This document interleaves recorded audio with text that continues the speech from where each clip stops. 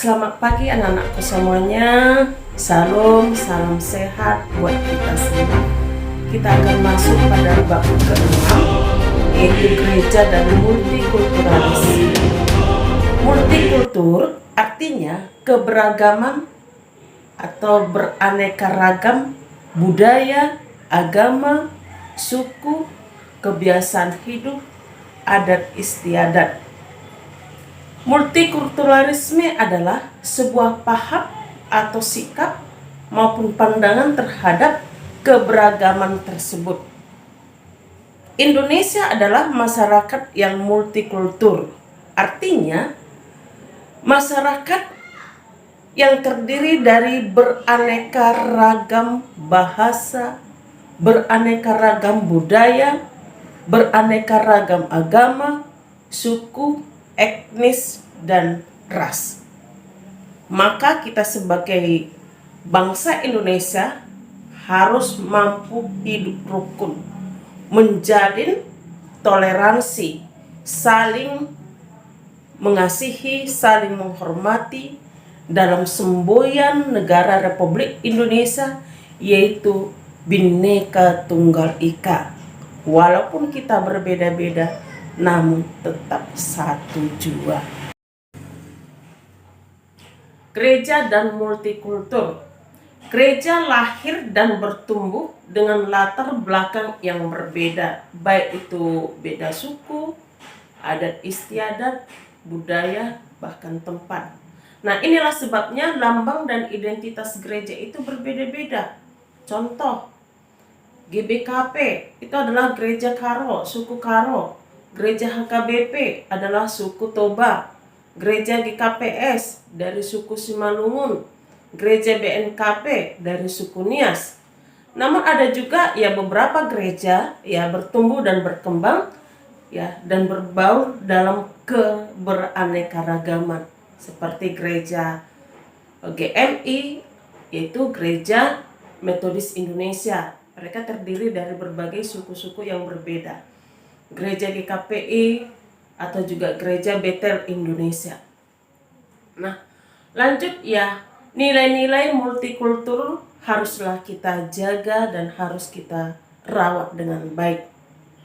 Ada 4 sikap yang harus kita hindari untuk membangun suatu toleransi atau kerukunan dalam masyarakat multikultur.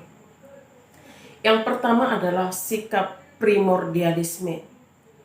Primordialisme adalah perasaan kesukuan yang berlebihan.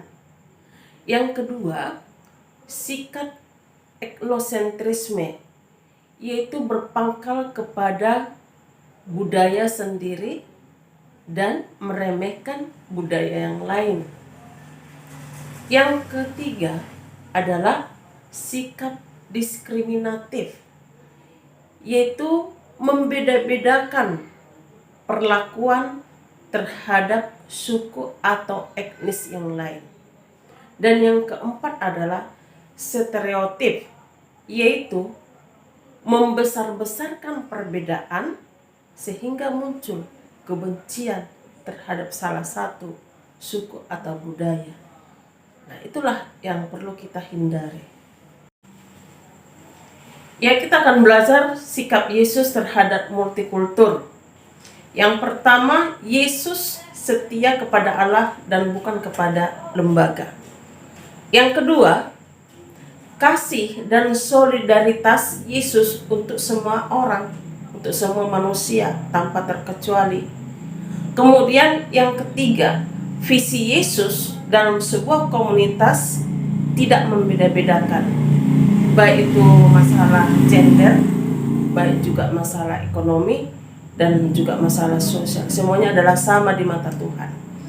Yang keempat adalah toleransi dan solidaritas tanpa harus kehilangan identitas diri kita. Dan yang kelima, melakukan kehendak Allah, yang berarti membangun kemitraan dengan sesama manusia. Tantangan yang dihadapi oleh gereja dalam mewujudkan multikulturalisme, ada 3 yang perlu kita lihat tantangan tersebut. Yang pertama, gereja merupakan warisan kolonial yang anti budaya. Yang kedua, timbulnya berbagai prasangka yang terus-menerus dibangun oleh orang-orang terhadap kalangan suku-suku atau budaya tertentu. Yang ketiga, sikap individualistik, yaitu sikap mementingkan diri sendiri. Tapi di lain sisi, timbul tantangan yang baru di zaman era global, di zaman teknologi modern ini, yaitu ikatan solidaritas yang kuat ya dalam media sosial seperti di Twitter, di Facebook, atau di Instagram, di grup WA, dan lain sebagainya. Nah, inilah tantangan yang dihadapi oleh gereja di dalam mewujudkan multikulturalisme. Nah, demikian pelajaran atau materi kita tentang gereja dan multikultural. Terima kasih, salam bagi kita semuanya, dan selamat siang.